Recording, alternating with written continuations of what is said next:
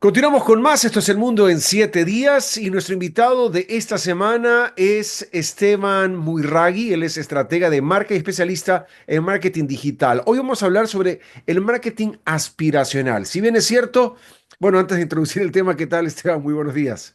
Hola Roberto, qué gusto saludarte, qué bueno estar acá contigo. Saludos a todos tus escuchas también. Muchísimas gracias. Bueno, el marketing se ha sabido desde el principio, la construcción de las marcas y todo, sobre todo lo han trabajado grandes marcas, el tema de su construcción, el tema de las decodificaciones, las personalizaciones, etcétera. Pero hoy vemos como extendido todo este proceso que ha permeado a la sociedad de manera diversa, tal vez por la masificación de redes sociales, donde la gente busca justamente generar este aspiracional hacia sus marcas, el que se vean grandes, el que se vean imponentes, importantes. ¿Cuál es tu visión general para hablar de lo que es el marketing aspiracional a nivel general? Yo creo que en primera instancia lo que realmente marca la diferencia es entender muy bien que en el caso de algunas marcas que lo que están vendiendo es aspiración, como tú dices, que probablemente lo que hacen es enfatizar mucho más la narrativa que hay detrás de la marca. Entonces no se trata tanto del producto per se, sino se trata de la historia que hay detrás de ese producto y del valor intrínseco que el consumidor puede encontrar en esa narrativa, ¿no? Por darte un ejemplo, esa narrativa puede incluir variables tipo herencia, ¿no? Si es que tienes una historia larga y con mucha relevancia atrás de tu producto, pues evidentemente cuando tú vendes tu producto, pues te vas a anclar de esos elementos y eventualmente esos elementos se vuelven mucho más interesantes para una parte de tu audiencia, ¿no? Obviamente no son todos. Hay que tener en cuenta probablemente una gran parte de nuestros escuchas estarán pensando mucho más en lo que es el consumo a nivel masivo, ¿no es cierto? Entonces, cuantas más necesidades puedan satisfacerse, mejor. Pero en este caso no es tan así, ¿no? En este caso se trata de cobrar un premium y generar más valor a través de otros elementos que realmente están anclados en la narrativa detrás de esa marca. Ahora, dentro de ese aspiracional, yo quiero abrir un poco el abanico porque el aspiracional no solamente es un aspiracional a las grandes marcas, es un aspiracional, me refiero a las grandes marcas de grandes precios. Es un aspiracional también a un estado de vida, a un sentirse bien, a un calmar la sed, a un vivir en comodidad y en paz. Es decir, todos estos aspiracionales de vida que queremos los seres humanos, desde nuestra raíz, que es vivir en paz, estar tranquilos, tener nuestras necesidades, básicas, saciadas, etcétera, también pueden llegar a convertirse en estos grandes aspiracionales de masas.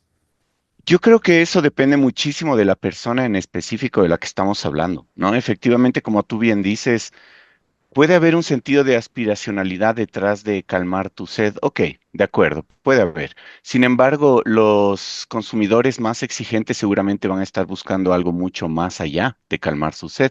Por darte un ejemplo, ¿no? Si es que yo calmo mi sed tomándome una simple botella de agua que tú podrías pensar que podría costar de 15 a 25 centavos. Pero resulta que me tomo una botella que está fabricada en Emiratos Árabes con un agua que viene de una fuente ultra exclusiva, ¿no sé? Entonces, evidentemente ahí, como te digo, ya terminas pagando en realidad por una narrativa. ¿Y por qué ocurre esto? Quizás ese es el asunto más interesante, pienso yo. El tema es que el consumo per se se vuelve una especie de ejercicio de autodefinición para las personas, ¿no? Quiere decir, yo tomo decisiones de consumo en función a cómo yo me defino a mí mismo, ¿no es cierto? Entonces, si yo me estoy contando a mí mismo una historia respecto a quién soy yo, y estoy diciéndome, ok, pero si yo soy un tipo parte del 1%, ¿no es cierto? El tipo más exclusivo posible, me merezco lo mejor que existe en este mundo.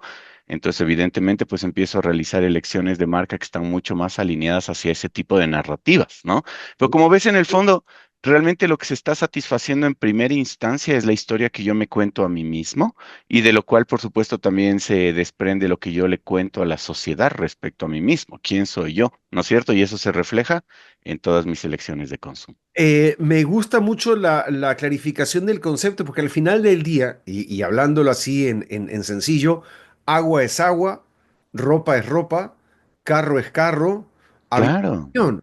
pero ¿por qué pagar el doble o el triple para viajar en primera clase cuando el avión llega al mismo lugar y se bajan las personas con una diferencia de muy pocos minutos los unos con los otros? Claro, Entonces, ese es el tema. Así es. tomar una botella de agua o la otra botella de agua. Entonces, ahí es donde viene lo que tú bien remarcas, que es ese contarle al mundo mi historia o contar al mundo esa historia de lo que quiero ser o de como quiero que me vean. Proyectarme socialmente, exactamente. Eso es parte del asunto, pero como te digo, no es la única dimensión, porque hay otra dimensión en la cual yo me estoy contando a mí mismo una historia respecto a quién soy. Pues la existencia humana se basa en este tipo de narrativas, ¿no? Entonces, para entender el lugar que ocupan estas marcas dentro de la sociedad, hay que entender dentro de esta gran narrativa, pues evidentemente dónde están esas marcas. Yo justo veía este ejemplo que yo te decía de la botella de agua, porque el otro día veía un contenido donde alguien decía, a ver, pero ¿cuánto te cuesta una botella de agua? ¿No? Entonces decían, ah, pero 25 centavos, ya. Pero ¿y qué pasa si es que estás en el aeropuerto y te compras esa botella de agua? ¿No? Dicen, ah, bueno, entonces pues resulta que ahí ya me cuesta unos $4. Ah, pero ¿y qué pasa si es que estás ya en el avión y te pides esa botella de agua? No, ahí te sacan la cabeza, ahí es $8 por lo menos la botella de agua. Entonces te decía, lo que sí este contenido es, mira, tal vez tú creas que no tienes tanto valor, ¿no es cierto? Pero el tema es que quizás estás sencillamente en el contexto equivocado, ¿no? Entonces así se arma justamente la percepción de valor y la gente también hace eso definiéndose a sí mismo y definiéndose socialmente también. Y en el fondo eso es lo que ocurre. Marcas como Burberry, como Chanel, como, ¿no? Hay que entender mucho ahí esta percepción de exclusividad, ¿no es cierto? Y por otro lado hay como cómo estas marcas también finalmente pueden irse regando hasta el punto en el que pierden cierta exclusividad, ¿no? Te digo por qué. También, no sé si tú has visto, pero hay muchas camisetas. Tú ves a gente que usa camisetas y a veces estas camisetas tienen un logo gigante, ¿no es cierto? Y tú ves el logo y es una marca que tú podrías decir es una marca aspiracional, ¿no? Pero justamente el hecho de que esa marca aspiracional se esté aplicando constantemente en camisetas que realmente no son un bien tan aspiracional, pues empieza a hacerle perder valor poco a poco. Entonces ahí te digo, ¿no? Marcas como, no quiero dar ejemplos porque sé que son, varios serán tus auspiciantes, pero marcas que quizás van volviéndose cada vez más comunes y perdiendo un poquito ese espacio de aspiracionalidad, versus marcas que quizás no son siquiera conocidas, pero que de verdad están vendiéndote el sentido de exclusividad y toda esa narrativa que hablábamos hace un momento.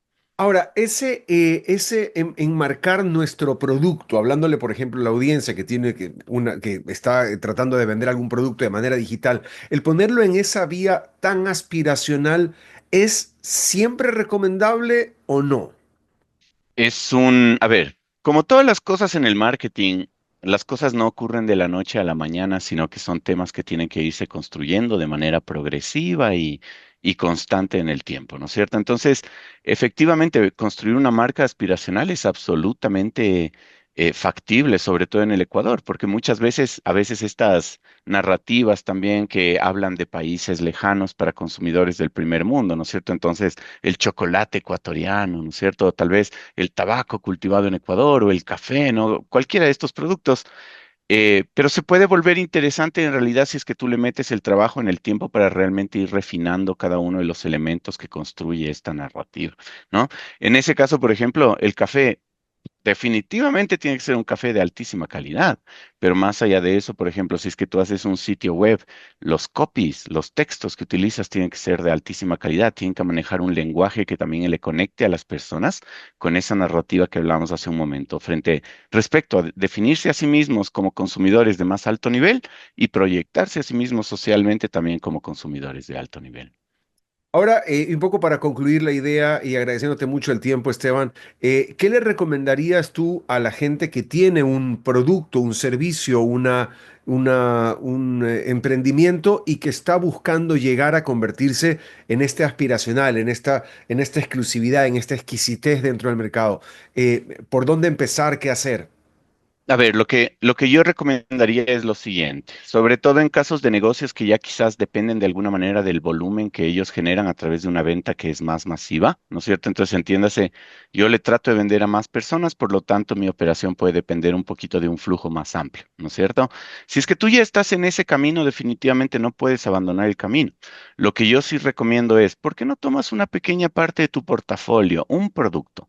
¿No es cierto? Puede ser uno, puede ser una sola línea de lo que estás produciendo, pero a esa línea empieza a construirle este sentido de exclusividad.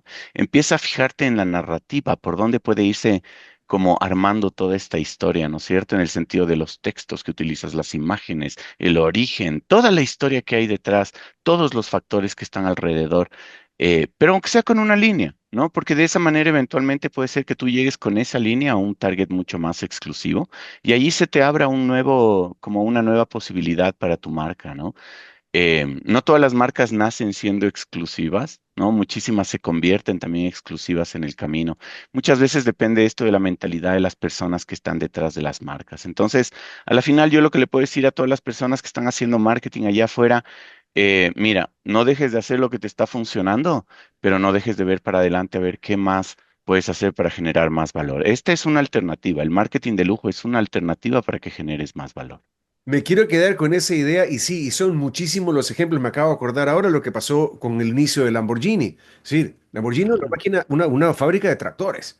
Entonces, en su bronca con Ferrari viene todo el rollo y el hombre dice, ok, entonces, como el tipo no me pudo satisfacer, el dueño de Lamborghini, cuando, bueno, no vamos a contar toda la historia, pero se la dejo para que la googleen y la vean porque es muy interesante. Pero como esta, hay miles de ejemplos. Me Muchísimas, quiero así quedar es. con esa idea, Esteban, de no dejar de hacer lo que te está funcionando, pero también seguir viendo para adelante e ir probando cositas en el camino sin poner todos los huevos en la misma canasta.